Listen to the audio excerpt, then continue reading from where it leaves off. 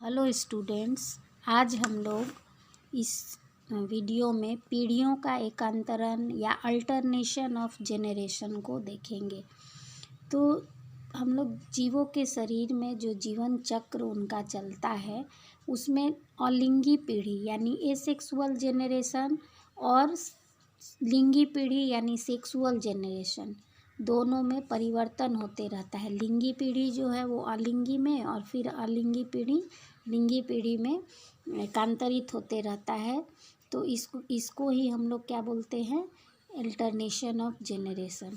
तो लिंगी पीढ़ी में गुणसूत्र अलिंगी पीढ़ी में गुणसूत्रों की संख्या कैसी होती है, डिप्लॉयड यानी 2n। और लिंगी पीढ़ी में कैसी होती है गुणसूत्रों की संख्या, अगुणित यानी हेप्लॉयड।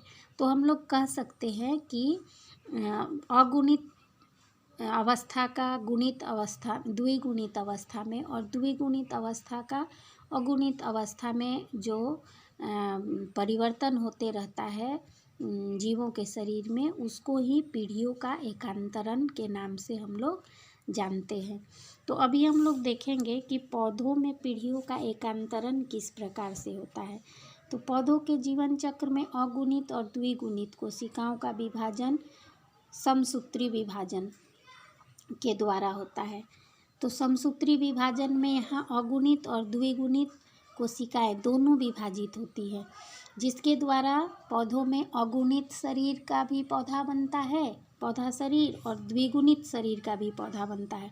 तो हमेशा याद रखोगे कि अगुणित पादप शरीर को हम लोग क्या बोलते हैं, गैमिटोफाइट। गैमिट मतलब ही अगुणित होता है, हेप्लॉयड। तो अगुणित पादप शरीर को हम लोग गैमिट से गैमिटोफाइट याद रखोगे, जहाँ पे अगुणित अवस्था होगी, हेप्लॉयड अवस्था होगी। और द्विगुणित या 2n पादप शरीर किसको बोलेंगे, स्पोरोफाइट को। तो पौधों में गैमिटोफाइट शरीर भी होता है और स्पोरोफाइट शरीर भी होता है। तो गैमिटोफाइट में क्या होता है, समसूत्रण विभाजन द्वारा गैमिट्स का निर्माण करते हैं, और स्पोरोफाइट में अर्धसूत्री विभाजन द्वारा क्या का निर्माण होता है, बीजाणु या स्पोर्स का, जो हेप्लॉयड अवस्था या अगुणित अवस्था में होते हैं। तो अभी हम लोग देखेंगे कि एक प्लांट का, पौधे का लाइफ साइकिल में किस तरह से चलता है। तो देखो यहाँ स्पोरोफिटिक फेज है पौधों का, जहाँ पे कैसा होगा, स्पोरोफाइट प्लांट जो होगा वो कैसा होगा, द्विगुणित अवस्था में। अब इस द्विगुणित अवस्था वाले स्पोरोफिटिक फेज में जब मियोसिस होगा या अर्धसूत्रण विभाजन होगा तो क्या बनेगा, स्पोर्स, जहाँ पे नंबर ऑफ क्रोमोसोम क्या हो गया, हेप्लॉयड संख्या हो गई क्रोमोसोम की, गुणसूत्र की। अब इस स्पोर्स में माइटोसिस या समसूत्रण विभाजन से क्या बनेगा, गैमिटोफाइट, गैमिटोफिटिक प्लांट। गैमिटोफिटिक क्यों, क्योंकि यहाँ पे देखो नंबर ऑफ क्रोमोसोम यहीं पे आधा हो गया है, तो यहाँ पे n है, हेप्लॉयड है, इसलिए गैमिटोफिटिक प्लांट बनता है। और गैमिटोफिटिक बॉडी शरीर से फिर क्या बनता है, माइटोसिस द्वारा, क्योंकि यहाँ पे ऑलरेडी अगुणित अवस्था हो गई है, तो यहाँ पे माइटोसिस द्वारा ही गैमीट का निर्माण होगा। और गैमीट में भी अगुणित अवस्था है, और दोनों मेल और फीमेल गैमीट का जब फ्यूजन होगा तो जाइगोट बनेगा। जाइगोट में क्या हो गया, द्विगुणित अवस्था, क्योंकि दोनों n मिल के क्या बना दिया, 2n। द्विगुणित अवस्था जाइगोट से शुरू हुआ, जो जाइगोट में फिर माइटोसिस द्वारा स्पोरोफिटिक प्लांट बॉडी का निर्माण होता है। तो इस तरह से स्पोरोफिटिक से गैमिटोफिटिक, गैमिटोफिटिक से किस तरह से स्पोरोफाइट बना, ये इसका एकांतरण को ही हम लोग पीढ़ियों का एकांतरण कहते हैं। और इस तरह से एक पौधे का जीवन चक्र चलता है।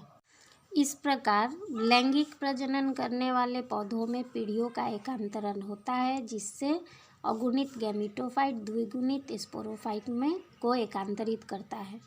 ठीक है, तो ये जो अल्टरनेशन ऑफ जेनरेशन है या पीढ़ियों का एकांतरण जो है वो 3 प्रकार से हो सकता है। फर्स्ट है हेप्लॉन्टिक जीवन चक्र। हेप्लॉन्टिक जीवन चक्र में, हेप्लॉन्टिक मतलब हेप्लॉयड अवस्था जो है, यानी अगुणित अवस्था जो है वो इसमें ज़्यादा होगा, मुख्य होगा। और द्विगुणित अवस्था यहाँ पे कम होगा। तो देखो इस प्रकार के पीढ़ी एकांतरण में मुख्य पौधा क्या होगा, गैमीटोफाइट। गैमीटोफाइट मतलब हेप्लॉन्टिक या अगुणित अवस्था, तथा स्पोरोफिटिक पीढ़ी में केवल द्विगुणित जाइगोट ही मेन होता है, क्योंकि स्वतंत्र स्पोरोफाइट का यहाँ अभाव होता है। स्पोरोफाइट का अभाव होता है यानी द्विगुणित अवस्था जो है वो बहुत कम होता है, ना के बराबर। तो जाइगोट में अर्धसूत्री विभाजन से बीजाणु अगुणित स्पोर का विकास होता है, और जो समसूत्री विभाजन द्वारा गैमीटोफाइट बनाते हैं। तो इस तरह का जो अल्टरनेशन ऑफ जेनरेशन है वो किस में पाया जाता है, एल्गी में। एल्गी जैसे स्पाइरोगाइरा, वॉलवोक्स, क्लेमाइडोमोनास का कुछ स्पीसीज़ है वहाँ पे। तो यहाँ पे देखो कि स्पोरोफाइट जो है वो कैसा है, ये देखो अगर ये होल प्लांट का लाइफ साइकिल है जिसमें अगुणित अवस्था जो है वो बड़ा है, इतना बड़ा अगुणित अवस्था है, और द्विगुणित अवस्था क्या है, छोटा सा, यानी ये क्या है, स्पोरोफाइट।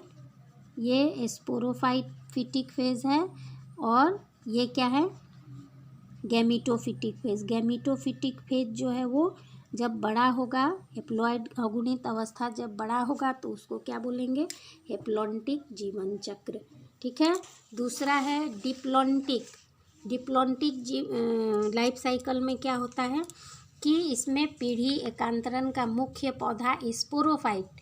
हेप्लॉन्टिक में क्या देखे थे, मुख्य पौधा गैमीटोफाइट, और यहाँ पे है डिप्लॉन्टिक में क्या होगा, डिप्लॉइड जो अवस्था है, द्विगुणित अवस्था जो है वो ज़्यादा बड़ा होगा, और अगुणित अवस्था जो है वो कम होगा, छोटा होगा।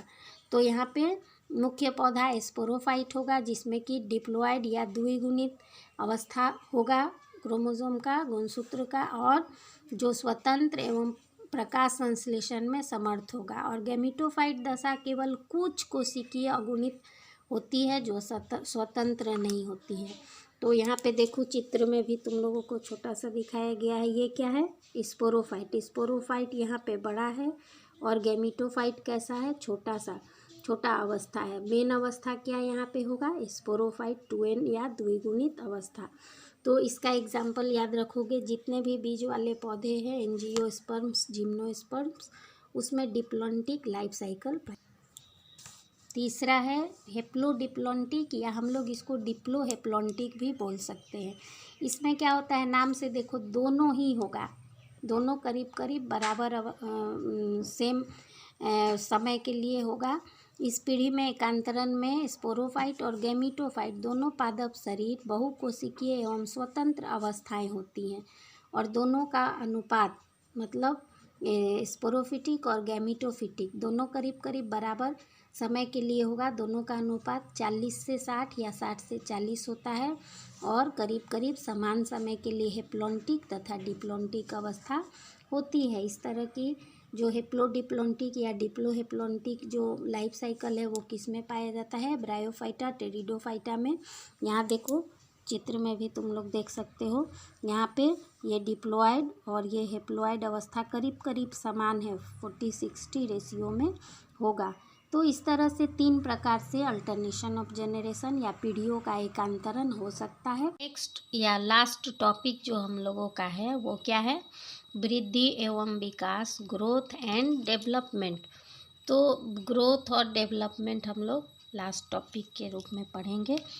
तो सजीवों में हम लोग जानते हैं कि बहुत सारी विशेषताएं पाई जाती है, जिसके कारण हम लोग सजीव और निर्जीव में अंतर कर सकते हैं। तो सजीव जैसे उनका आकार, प्रकार, संरचना, उत्तेजनशीलता, श्वसन, पोषण, प्रजनन, ये सभी गुण जो है वो विशेषता जो है वो सजीवों में पाई जाती है। तो इसी तरह से सजीवों का एक और भी खास गुण है जिसको क्या कहते हैं, वृद्धि या ग्रोथ, जो सिर्फ सजीवों में होता है, निर्जीवों में नहीं होता है। तो वृद्धि किसको कहते हैं, बढ़ना। जनरल भाषा में हम लोग, साधारण भाषा में इसको क्या बोलेंगे, बढ़ना। जैसे देखो तुम लोग क्लास 1 में से 10 में गए, तो क्लास 1 में जिस तरह के थे तुम लोगों का आकार, प्रकार, रूपरेखा, तुम्हारा लंबाई चौड़ाई जितना था वो क्या वही है क्लास 10 में, नहीं, दोनों में अंतर है। तो अंतर क्या हुआ, कि तुम्हारा लंबाई बढ़ा, तुम्हारा आयतन बढ़ा। तो बढ़ने को ही हम लोग साधारण भाषा में क्या बोलते हैं? वृद्धि। तो वृद्धि किसको कहेंगे? सजीवों का शरीर रचना में, आकार में, आयतन में, भार में जब अस्थायी रूप से परिवर्तित होता है, बढ़ता है, तो इसे हम लोग सजीवों की वृद्धि कहते हैं। तो सजीवों की वृद्धि कैसे होती है? तो हम लोग जानते हैं कि सजीवों की शुरुआत हमेशा एक कोशिकीय रचना से हुई है, जिसको क्या कहते हैं? जाइगोट। तो जाइगोट में लगातार कोशिका विभाजन होता है, और कोशिका विभाजन से जब नंबर ऑफ सेल्स यानी कोशिकाओं की संख्या जब बढ़ती है, तो सजीवों में वृद्धि होती है। तो दूसरा और इसका कारण क्या है कि जब शुरुआत एक कोशिकीय रचना से होती है, तो उस समय जीव द्रव्य या प्रोटोप्लाज्म की मात्रा बहुत कम होती है। लेकिन जैसे जैसे कोशिकाओं की संख्या बढ़ती है, तो जीव द्रव्य की मात्रा भी क्या होती है? उसी अनुपात में बढ़ने लगती है। जीव द्रव्य की मात्रा जब बढ़ती है, तब उसके कारण जीवों में वृद्धि होती है। तो वृद्धि का नियंत्रण भी जीव द्रव्य के कारण ही होता है। तो हम लोग देखें कि वृद्धि क्यों होती है। फर्स्ट क्या देखें कि कोशिका विभाजन से कोशिकाओं की संख्या बढ़ती है, जिसके कारण, और इस कारण से जीव द्रव्य की जो मात्रा है वो भी बढ़ती है, जिसके कारण सजीवों में वृद्धि होती है। तो वृद्धि को हम लोग इस प्रकार भी परिभाषित कर सकते हैं कि जीव द्रव्य की मात्रा के बढ़ने से किसी जीव के शारीरिक रचना, उसकी लंबाई, उसका आयतन में होने वाले अस्थायी परिवर्तन एवं अपरिवर्तनशील विस्तार को उस जीव की वृद्धि कहते हैं। तो समझ में आया वृद्धि क्या है? ये एक शारीरिक वृद्धि है। तो विकास और वृद्धि, हम लोग विकास भी इस टॉपिक के अंदर पढ़ेंगे, तो विकास और वृद्धि में अंतर भी देखेंगे। विकास हम लोग नेक्स्ट टॉपिक करेंगे। तो विकास, वृद्धि जो है वो विकास का एक पार्ट है, ठीक है। जैसे तुम्हारा क्लास 10 है, वो पूरा विद्यालय के लिए एक क्लास 10 का कक्षा जो है वो एक पार्ट है तुम्हारे स्कूल का। इसी तरह से वृद्धि भी जो है वो विकास का एक पार्ट, एक अंग के रूप में है। तो पौधों में वृद्धि क्या है, हम लोग अभी देखेंगे कैसे पौधों में वृद्धि होती है, क्या क्या अवस्थाएं होती है। तो प्राणियों की तरह पौधों में भी वृद्धि का गुण, क्योंकि पौधे भी सजीव हैं, तो उनके अंदर भी वृद्धि का गुण पाया जाता है। क्योंकि हम लोग देखे हैं कि बीज लगाते हैं जब मिट्टी में, तो धीरे धीरे उसमें से एक पत्ता, दो पत्ता, तना, है ना, निकलते निकलते वो एक बड़ा पेड़ या एक गाछ का रूप ले लेता है। तो पौधों में भी वृद्धि होती है, जो हम लोग देखते हैं। तो ये वृद्धि जो है पौधों में वो 3 चरणों में होती है, क्योंकि शुरुआत तो सभी का हो, चाहे पौधे हो चाहे जंतु हो। तो शुरुआत उनका एक कोशिकीय रचना जाइगोट से होता है। और पौधों में ये 3 स्टेजेस हैं, 3 चरण हैं, जिसके द्वारा उनमें वृद्धि होती है। तो फर्स्ट स्टेज क्या है? कोशिका विभाजन या सेल डिवीज़न। इसमें क्या होता है कि पौधों की वृद्धि की ये प्रथम चरण है, और इस अवस्था में पौधों में वृद्धि प्रदेश की विभाज्य कोशिकाएं जो हैं, मेरिस्टेमेटिक सेल्स जो हैं, उनमें माइटोसिस या समसूत्रण की क्रिया होती है, जिसके द्वारा वो कई पुत्री कोशिकाएं उत्पन्न करती हैं, और नंबर ऑफ सेल्स क्या होता है? बढ़ जाता है, जिसके कारण वृद्धि होती है। इसका जो दूसरा अवस्था है वो क्या है? कोशिका दीर्घन या सेल इलोंगेशन। अब जो कोशिकाएं यहाँ पे वृद्धि कर ली हैं, 1 से 2, 2 से 4, 4 से 8 इस तरह से बन गई हैं, उन कोशिकाओं में अब क्या होता है? लंबाई में वृद्धि, और लंबाई की अधिकतम सीमा तक फैलती है ये कोशिकाएं, क्योंकि ये कोशिकाएं पानी को अवशोषित करती हैं और फूलकर स्फीत हो जाती हैं, जिसके कारण इसमें एंजाइम की गति जो है वो तेज़ हो जाती है, जिसके कारण इनकी वृद्धि होती है, लंबाई इनकी मैक्सिमम बढ़ जाती है। और इसका तीसरा जो अवस्था है पौधों की वृद्धि का, वो है कोशिका विभेदन। अब जो कोशिकाएं बन गई, नंबर्स ऑफ सेल्स ज़्यादा हो गए, और उनमें लंबाई भी उनकी पूरी बढ़ गई, तो अब क्या होगा? कोशिका विभेदन या सेल डिफरेंशिएशन। यह वृद्धि की पादप वृद्धि की तीसरी और अंतिम अवस्था है। अब क्या होता है कि अधिकतर लंबाई प्राप्त की हुई कोशिकाएं इस अवस्था में अस्थायी आकृति धारण करती हैं और इस प्रकार वे विभिन्न कामों के लिए उत्तकों के रूप में परिवर्तित हो जाती है। इस प्रकार विभिन्न अंगों में विभेदन हो जाता है या और जड़, तना, पत्ती, फूल, फल आदि का निर्माण होता है। अब हम लोग देखेंगे कि वृद्धि की विशाल अवधि का या कुल समय या ग्रैंड पीरियड ऑफ ग्रोथ किसको कहते हैं। तो पौधे के शरीर में वृद्धि के प्रारंभ से लेकर उसके चरम स्थिति में पहुंचने और धीमा होकर अंत में रुक जाने तक की जो समय लगता है उसको ही वृद्धि की विशाल अवधि या ग्रैंड पीरियड ऑफ ग्रोथ कहते हैं। तो मतलब जितने समय तक पौधों में वृद्धि हुआ उस समय तक को, यानी जन्म से लेकर मृत्यु तक जिसमें कोशिका उत्तक जीव वृद्धि करते हैं उसे ही ग्रैंड पीरियड ऑफ ग्रोथ कहते हैं। अब हम लोग देखेंगे कि वृद्धि की दर जो है वो पौधे के अलग अलग अवस्थाओं में किस प्रकार होती है। तो पौधों में वृद्धि की दर जीवन पर्यंत एक समान नहीं रहती है, कभी ज़्यादा तो कभी कम हो सकती है। वृद्धि की अलग अलग अवस्थाओं में वृद्धि की दर अलग अलग होती है। तो इसमें किस प्रकार विभिन्नता आती है उसके अनुसार इसको 3 अवस्थाओं में बांटा गया है। तो फर्स्ट है लैग अवस्था। तो लैग अवस्था हम लोग देखे थे वृद्धि की, पौधों में वृद्धि की 3 अवस्थाएं देखे थे। तो लैग अवस्था जो है वो कोशिकीय विभाजन वाली अवस्था में की जो अवस्था है उसको ही लैग अवस्था कहते हैं और इस समय वृद्धि की दर जो है वो अत्यंत धीमी होती है और इस अवस्था को लैग अवस्था कहते हैं। ठीक है, तो इस अवस्था में समय अधिक लगता है लेकिन वृद्धि क्या होती है, बहुत कम। तो क्योंकि इसमें वातावरण से समायोजित करने में थोड़ा समय लग जाता है।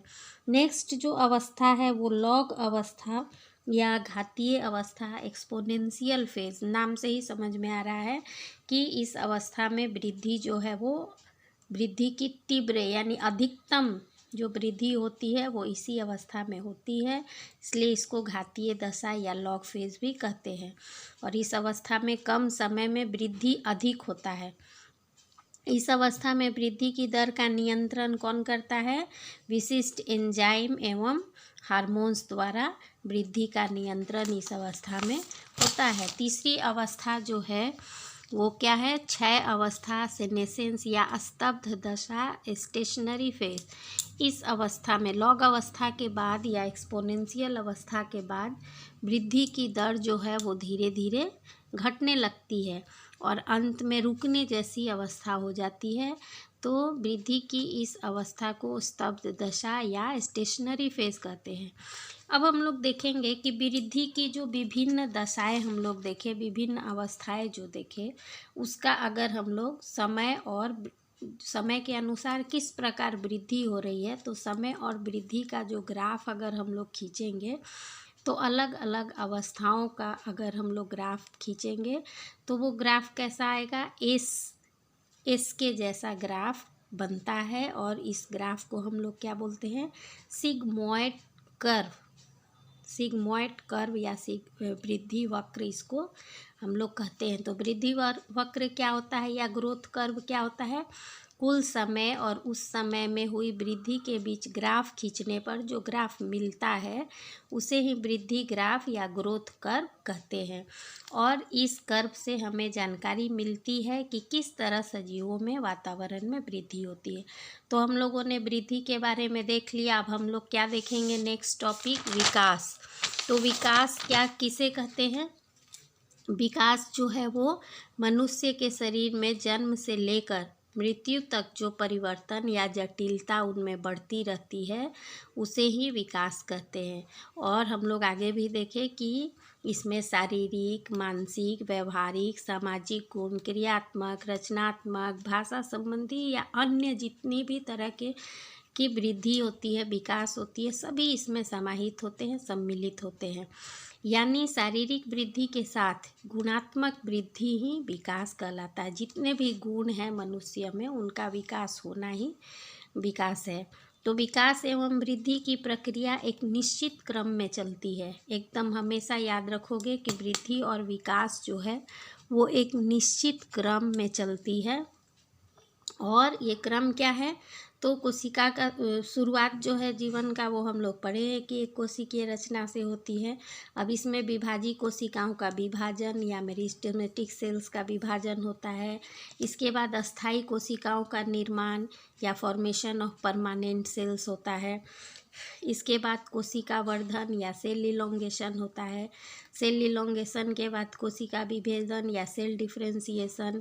इसके बाद कोशिका परिपक्वन या सेल मैच्योरेशन स्टेज आता है।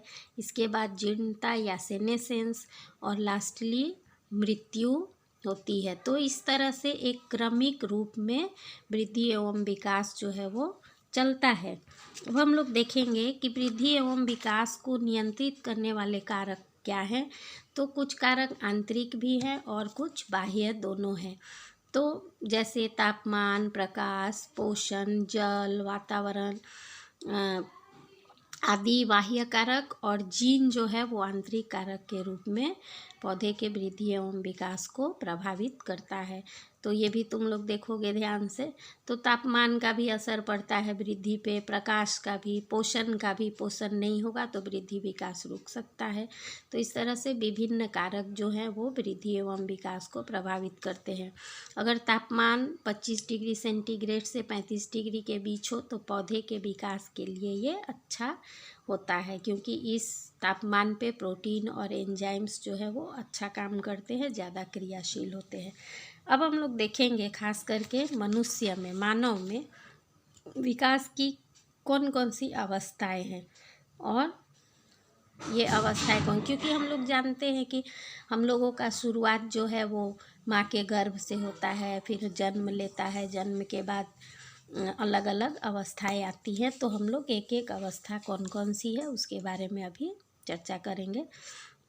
तो विकास एक अविरल, क्रमिक तथा सतत प्रक्रिया है जो मनुष्य में जन्म से यानी गर्भ से शुरू हो जाती है और गर्भावस्था, शैशवावस्था, बाल्यावस्था, किशोरावस्था जैसी अवस्थाओं से गुजरते हुए परिपक्वता की प्राप्ति करता है। तो विकास क्या है, एक सतत प्रक्रिया है, कंटिन्यू चलने वाली प्रक्रिया है जो जीवन पर्यंत, यानी जब तक मनुष्य जिंदा है, मानव जिंदा है, तब तक विकास जो है वो चलता रहेगा। वृद्धि रुक जाती है लेकिन विकास जो है वो कंटिन्यू जीवन पर्यंत चलता रहता है, इसलिए इसको सतत प्रक्रिया कहा गया है। तो मानव जीवन में विभिन्न क्रमिक अवस्थाएं हैं जो हम लोग एज वाइज, ये देखो हम लोग तुम्हारे बुक में भी दिया हुआ है, अलग अलग एज में ग्रोथ अलग अलग तरह से होता है। तो इसको हम लोग कई फेज़ में, कई स्टेज में बांट सकते हैं, जिसमें पहला फेज़ क्या है, शैशवावस्था या इन्फेंसी। ये क्या है, जन्म से लेके 3 वर्ष तक की जो अवस्था होती है, उस शिशु के जन्म से लेके 3 वर्ष तक की अवस्था को क्या बोलते हैं, शैशवावस्था या इन्फेंसी। इस अवस्था में यानी 3 वर्ष तक की अवस्था में वृद्धि जो है वो तीव्र गति से होती है, और खास करके पैर और मस्तिष्क में वृद्धि अधिक होती है। नेक्स्ट जो अवस्था है वो क्या है, बाल्यावस्था या चाइल्डहुड। ये हम लोग दूसरी जो अवस्था है वो है बाल्यावस्था या चाइल्डहुड, जो 3 वर्ष से लेके 11 वर्ष तक के समय को हम लोग चाइल्डहुड या बाल्यावस्था कहते हैं। इस अवस्था में शारीरिक वृद्धि के साथ साथ बच्चों के मानसिक, खास करके चिंतन एवं तर्क शक्ति का विकास तीव्र गति से होता है। और इस स्टेज में पारिवारिक और विद्यालयी वातावरण उनको अगर अच्छा मिले तो उनको बहुत कुछ सीखने का अवसर प्रदान होता है। अतः उन्हें उन्नत वातावरण और शिक्षा के विभिन्न विधियों का प्रयोग का अवसर प्रदान करना उनके लिए अच्छा है। तो नेक्स्ट है किशोरावस्था या एडोलेसेंस, जो कि 12 से 17 वर्ष तक की, कहीं कहीं 20 वर्ष तक भी दिया हुआ है, तो तुम लोग कंफ्यूज नहीं होगे। तो इसको ये जो मुख्य वृद्धि काल के रूप में इस अवस्था को हम लोग जानते हैं। इस अवस्था में खास करके शारीरिक वृद्धि में जो है वो जननांग या सेक्स ऑर्गन क्या से जुड़ा हुआ है? प्रजनन क्रिया से। तो सेक्स ऑर्गन का विकास तीव्र गति से होता है, जो कि अंतःस्रावी ग्रंथियों से स्रावित होने वाले हार्मोन के द्वारा नियंत्रित होती है, जिसके कारण मेल फीमेल का अलग अलग लक्षण कैरेक्टर होता है। मेल का जो सेकेंडरी सेक्सुअल डेवलपमेंट, जो दाढ़ी का आना, मूंछ का आना या अलग जननांग जो बनता है, वो फीमेल में भी, तो इस तरह का जो सेक्सुअल कैरेक्टर जो है वो डेवलप होता है। तो इस परिवर्तन की अवस्था को यौनारंभ या प्यूबर्टी कहलाती है, और इस समय सबसे बड़ी समस्या यौन समस्या ही होती है, जिसके कारण इस अवस्था को क्या कहते हैं? अब संवेगों को वो संभाल नहीं पाते, और इस अवस्था को क्या बोलते हैं कि जीवन का तूफान नाम से भी इस अवस्था को हम लोग जानते हैं, क्योंकि इस अवस्था में संवेगों को संभालना मुश्किल हो जाता है, और इस अवस्था में विपरीत लिंग के प्रति भी आकर्षण काफ़ी बढ़ जाता है। अब क्या करना है? इस अवस्था में बच्चे चूँकि बहुत परेशान हो जाते हैं, अपने साथी दोस्त के प्रति उनका आकर्षण बहुत होता है, और माता पिता के बाद, शिक्षकों के बाद से ज़्यादा उनको अपने जो पीयर ग्रुप से, जो साथी समूह है, उनका बात जो है वो गलत सही समझना थोड़ा कठिन हो जाता है, क्योंकि जो इनका जो सेक्सुअल डेवलपमेंट जो होता है वो, और हार्मोन जो उस समय रिलीज़ होता है, उससे वो थोड़ा मुश्किल में पड़ जाते हैं। तो इस अवस्था में बच्चों को अपने माता पिता या अभिभावकों या शिक्षकों के मार्गदर्शन की ज़रूरत सबसे ज़्यादा होती है। अतः बच्चों के सर्वांगीण विकास के लिए उन्हें सामूहिक खेल, सामूहिक कार्य, सामूहिक शिक्षा अगर हम लोग बढ़ावा देंगे, तो उस समय सकारात्मक सोच उनकी आगे बढ़ने का अवसर प्रदान होगा, और उपयुक्त वातावरण और सकारात्मक सोच ही इस समस्या का समाधान के रूप में होगा, और इससे बच्चों का उचित विकास करने में सहायता होगा। तो इस प्रकार किशोरावस्था, जो झंझावत का अवस्था भी कहलाता है, उसमें बच्चों को बढ़ने में, विकास करने में सहायता मिलेगी। नेक्स्ट जो अवस्था है वो है वयस्कावस्था या एडल्टहुड, जो 18 से लेके 45 वर्ष तक की अवस्था को कहते हैं। बच्चे का करीब करीब इस अवस्था तक संपूर्ण विकास हो जाता है, और अब वह खुद को जीवन संघर्ष के लिए तैयार समझता है, और इस अवस्था में मानसिक विकास के साथ साथ प्रजनन की जो क्षमता है वो पूर्ण रूप से उनमें आ जाती है।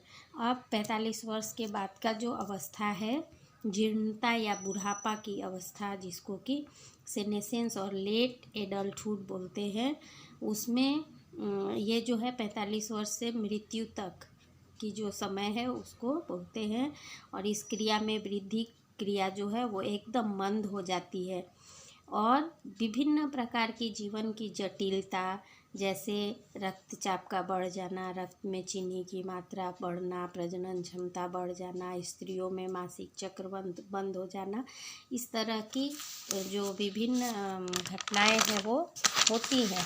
तो इस प्रकार हम लोगों का वृद्धि और विकास जो है वो संपूर्ण हुआ। अब हम लोग कुछ अंतर, क्योंकि अभी हम लोग वृद्धि और विकास दोनों पढ़ लिए हैं, तो दोनों में क्या खास अंतर है उसको हम लोग देखेंगे।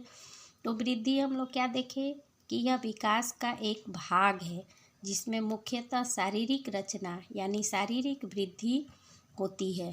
शारीरिक वृद्धि मतलब लंबाई, आयतन, ये सब वृद्धि होता है। लेकिन विकास क्या है?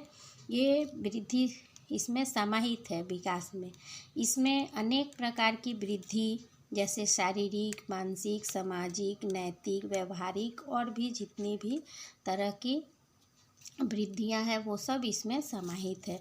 और दूसरा क्या है? वृद्धि कुछ समय बाद रुक जाती है, जबकि विकास जो है वो जन्म से लेके जब तक हम लोग जिंदा हैं, जब तक मृत्यु नहीं होती, तब तक विकास की प्रक्रिया चलती रहती है। तीसरा क्या है, वृद्धि को नियंत्रित करने वाले मुख्य कारक क्या होते हैं, हार्मोन। और विकास को नियंत्रित करने वाले मुख्य कारक क्या माना जाता है, जीन। तो लास्ट चौथा क्या है, वृद्धि में परिमाणात्मक परिवर्तन होता है जिसे हम लोग माप सकते हैं। परिमाणात्मक मतलब उसको मापा जा सकता है, और विकास में गुणात्मक परिवर्तन होता है, अतः इसे हम लोग माप नहीं सकते। तो ये कुछ खास डिफरेंस था, अंतर था, जो तुम लोग देख सकते हो। और नेक्स्ट है, पौधों में वृद्धि और जीवों में वृद्धि। वृद्धि दोनों में होती है, पौधों में भी जंतुओं में भी। तो दोनों में क्या अंतर है हम लोग सब पढ़ चुके हैं। अब हम लोग एक बार इसको देखेंगे। पौधों में वृद्धि जो 1 नंबर क्या है, पौधों में वृद्धि जीवन पर्यंत यानी जन्म से लेकर मृत्यु तक चलती है। लेकिन जंतुओं में वृद्धि जो है एक निश्चित समय तक ही होगी, उसके बाद वृद्धि रुक जाती है। दूसरा पॉइंट क्या है कि पौधों में वृद्धि एसिमेट्रिकल या अनियमित होती है, जबकि जंतुओं में वृद्धि जो है वो सिमेट्रिकल या नियमित होती है। तीसरा पॉइंट क्या है, पौधों में वृद्धि शीर्ष भाग में होती है और जंतुओं के संपूर्ण शरीर में ये वृद्धि होती है। चौथा पॉइंट क्या है, पौधों के वृद्धि के लिए प्रकाश एवं ऑक्सीजन आवश्यक कारक होते हैं और जंतुओं में ऐसा नहीं होता है। पांचवा पॉइंट क्या है, पौधों में प्रत्येक वर्ष एक एनुअल रिंग बनता है जिसे गिनकर हम लोग उसकी उम्र का पता लगा सकते हैं, जबकि जंतुओं में ऐसा रिंग नहीं बनता है। और छठा पॉइंट क्या है, भ्रूणीय अवस्था में वृद्धि कुछ समय तक के लिए पौधों में सुप्त अवस्था में रहती है, भ्रूणीय अवस्था में, लेकिन जंतुओं में ऐसा नहीं होता। तो इसके साथ हम लोगों का वृद्धि एवं विकास टॉपिक जो है वो लास्ट टॉपिक कंप्लीट हुआ। अब हम लोग नेक्स्ट चैप्टर की ओर बढ़ेंगे। तुम लोगों को मैं जो बुक में जो क्वेश्चन आंसर है वो तुम लोग करोगे, और लास्ट वाला जो तुम लोगों का है उसको मैं आंसर कर दूँ के भेज दूँगी। Thank you.